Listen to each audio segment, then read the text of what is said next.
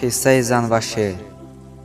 зане ба назди олиме омаду гуфт: медонӣ ман ҳама чизро мефаҳмам, вале ба ман доруе тайёр кун, ки шавҳарам танҳо маро дӯст дорад ва дигар ҳеҷ касро дӯст надорад. ва олим гуфт: ман беҳтарин дору тайёр мекунам барои ту. бисмиллоҳ. зан гуфт: дар ҳақиқат?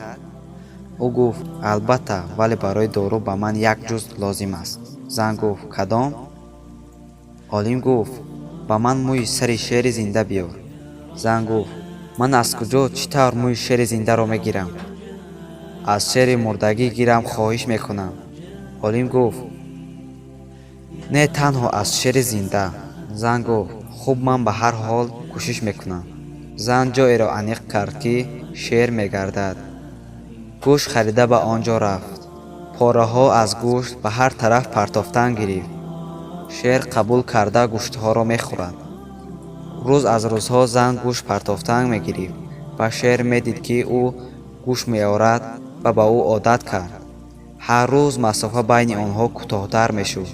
шер ба ӯ ҳамчун ба одаме ишора мекард, ки ба ӯ таом медиҳад. дӯсташ дошт. ва дар охир зан бо шер вохӯрд. наздик омада ва дастҳояшро дар мӯи шер монд. дид, ки шер чизе намегӯяд. он гоҳ қайчиро гирифта тез порчае аз мӯи шер бурид.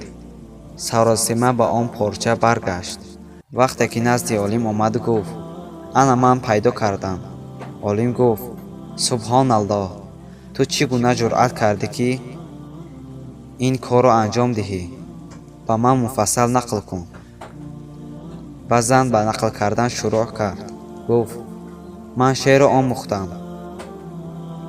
ҷилваҳои ӯро, хусусиятҳояшро фаҳмидам, ки чӣ тавр ӯро рафтор кунад.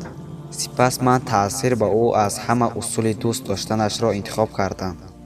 он гоҳ олим хандида гуфт: зан, ба назди шавҳарат баргард ва ба кор бубар ҳамон корҳоро.